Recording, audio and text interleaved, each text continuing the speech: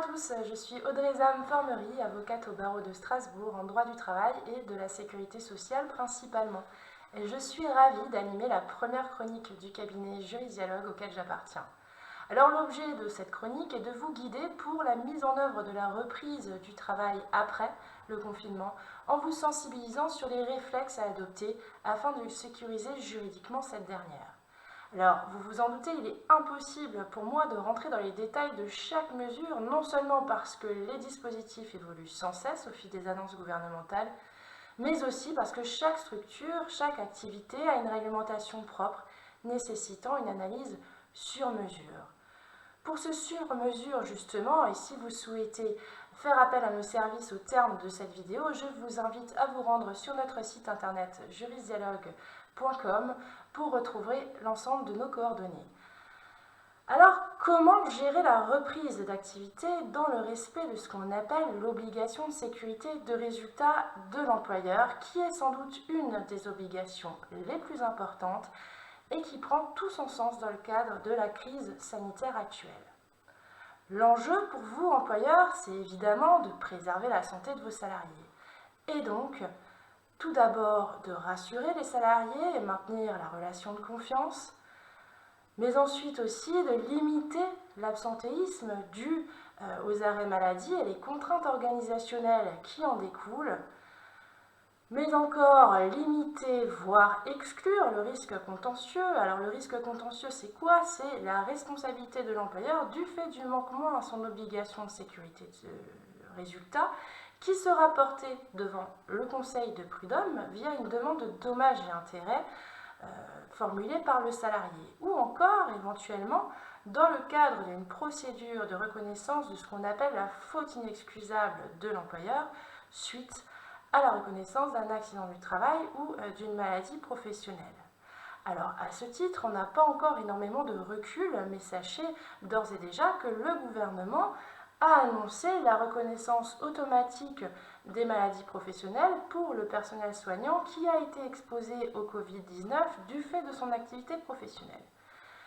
On peut donc s'imaginer que d'autres salariés qui ont été exposés au Covid-19 dans le cadre de leur profession puissent engager une procédure en reconnaissance de la maladie professionnelle. Enfin, ces mesures vous permettront de limiter, voire d'exclure à nouveau le risque de sanction par l'inspection du travail. Alors la question à vous poser, c'est qui reprend le travail? Certains salariés seront toujours indisponibles, et ce pour plusieurs raisons: garde d'enfants et impossibilité de travailler, personnes vulnérables ou personnes cohabitant avec une personne vulnérable. La question de leur régime d'indemnisation doit alors se poser, et ce d'autant plus que certains arrêts dérogatoires, jusqu'alors pris en charge par la sécurité sociale, basculent dans le régime de l'activité partielle à compter du 1er mai. C'est le cas lorsque le motif initial de l'arrêt du salarié était la garde d'enfants et qu'il ne peut pas reprendre son activité à compter du 1er mai, ou lorsque le salarié était en arrêt de travail pour mesure de précaution. Personne vulnérable, encore une fois, ou cohabitant avec une personne vulnérable. Une autre possibilité est que votre entreprise ne reprend pas l'activité à 100% au terme du confinement. À ce moment-là, vous pouvez maintenir votre activité partielle dans les nouvelles conditions. Soit par la réduction du temps de travail en dessous de la durée légale ou conventionnelle hebdomadaire, soit par la fermeture temporaire d'une partie de l'établissement d'un service pendant laquelle les salariés sont en inactivité totale. Il est précisé alors que le régime particulier de l'activité partielle prévu par la loi d'urgence pour faire face à l'épidémie s'appliqueront jusqu'à un terme fixé par décret qui n'est pas encore publié à ce jour et au plus tard jusqu'au 31 décembre 2020.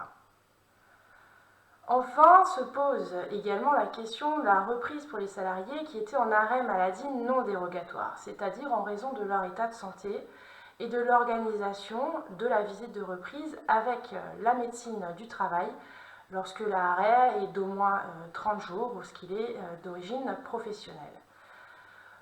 Pour ces personnes, le médecin du travail peut dans certains cas reporter la visite jusqu'au 1er septembre 2020.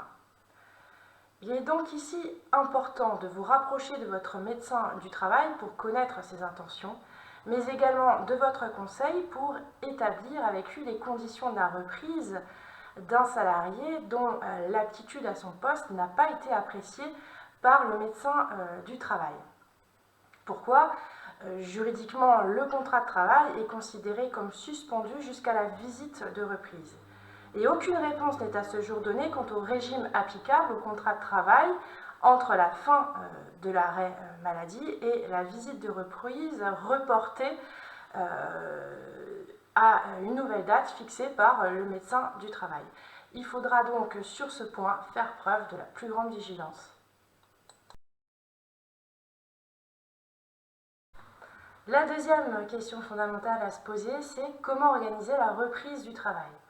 Alors tout d'abord, s'informer sur les mesures de prévention à mettre en place.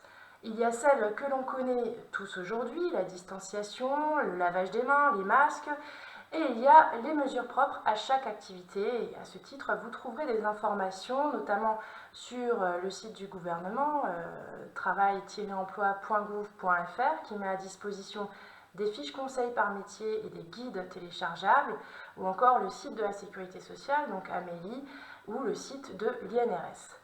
Vous pouvez compléter ce travail en interrogeant le médecin du travail ou votre conseil afin qu'un audit sécurité soit réalisé avant la reprise effective. Ensuite, il faudra évaluer, répertorier les risques et y apporter les réponses adéquates. Par exemple, lorsque l'espace de travail est restreint et qu'aucune solution permet le respect des distances, une première réponse serait d'organiser le télétravail quand c'est possible, et cette fois-ci via un avenant au contrat de travail afin d'en sécuriser le recours.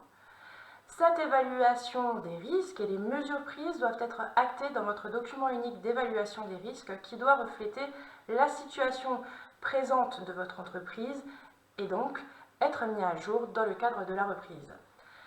Les nouvelles règles de sécurité applicables doivent également être actées dans votre règlement intérieur. Enfin, il conviendra d'informer et de sensibiliser les salariés, notamment par l'affichage des documents évoqués, le document unique, le règlement intérieur, mais aussi par la communication visuelle via des affiches d'information. Sur ce point également, nous pouvons vous conseiller quant au contenu et aux prestataires disposant de la signalétique adaptée à la situation actuelle.